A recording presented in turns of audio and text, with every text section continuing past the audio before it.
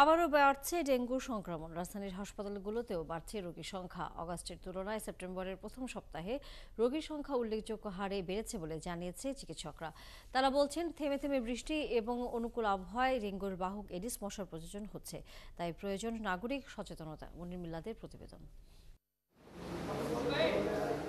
মহাখালীর DNCC dedicated Covid হাসপাতাল। আগস্টে এই হাসপাতালে ডেঙ্গু রোগী তেমন একটা না থাকলেও সেপ্টেম্বরে এসে রোগী বাড়তে শুরু করে।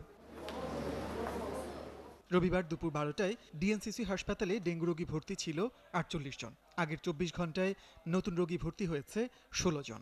রাত্রে জ্বর উঠছে, কিন্তু এখনো পুরো ক্লিয়ার নেই। এই জ্বর বাড়ে কমে, তো ডাক্তারের চিকিৎসা ওষুধ দিতে আছে, খাইতে আছে। যখন প্রথম আসছে তখন তো জ্বর ছিল অনেক, 2 দিন ধরে জ্বর ছিল। এরপরে ট্রিটমেন্ট করলাম 3 দিনের মাথায়। আজকে এখানে 3 দিন হচ্ছে আজকে দিয়ে আমাদের এখানে। প্লাটিনাম কমতেছিল, এখন আলহামদুলিল্লাহ গতকাল থেকে বাড়তেছে। নারী পুরুষের পাশাপাশি উল্লেখযোগ্য ডেঙ্গু আক্রান্ত শিশু এই হাসপাতালে ভর্তি আছে।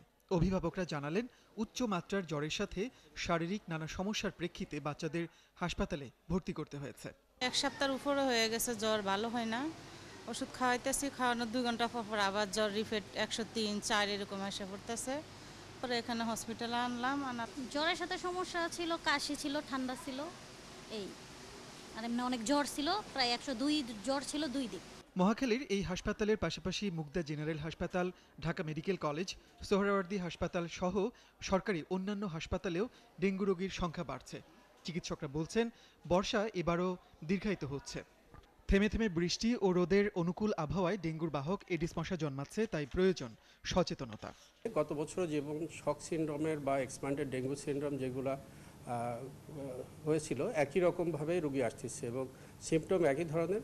তবে জনগণকে সতর্ক হতে হবে, বিশেষ করে ব্যক্তিগতভাবে সচেতন থাকতে হবে যাতে ডেঙ্গি আক্রান্ত না হয়। বিশেষ করে নিজেরা পরিষ্কার পরিচ্ছন্ন, বাড়ির আঙিনা পরিষ্কার রাখা। ডেঙ্গুতে আক্রান্ত ও মৃত্যুর সংখ্যা সবচেয়ে বেশি ছিল গেল বছর। ভয়াবহ সেই অভিজ্ঞতা মাথায় রেখে এবার ডেঙ্গু মোকাবেলার আগাম প্রস্তুতি নিয়ে রেখেছে রাজধানীর বেশিরভাগ হাসপাতাল। প্রস্তুত রাখা হয়েছে অতিরিক্ত শয্যা ও লোকবল। মনির মিল্লাত, ৭১, ঢাকা।